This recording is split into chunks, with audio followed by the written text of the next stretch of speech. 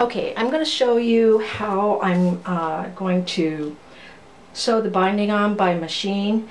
I've tried it the other way before, where you've got the binding, you sew it on the back and then you flip it around and then you machine sew it on the top.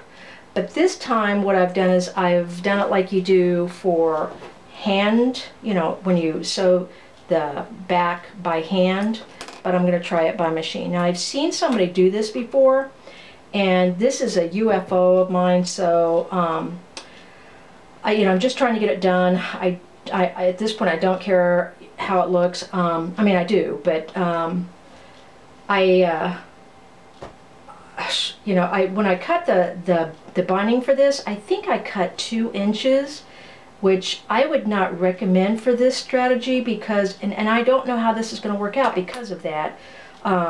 But also, I don't know how it's going to work out for me anyway. But when you cut it that short, you're really getting close, When you fold it over to the back, you want to make sure that you're covering the stitching line there. And I am barely covering that stitching line. So we'll see how it turns out. The other problem that I've got is that when I put a hanging sleeve on, what I do is I'll sew it into the seam up here before I put the binding on, because I'm lazy that way.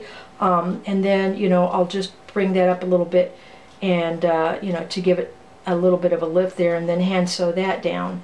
But anyway, we're going to see how it works, and I'll show you again in a moment.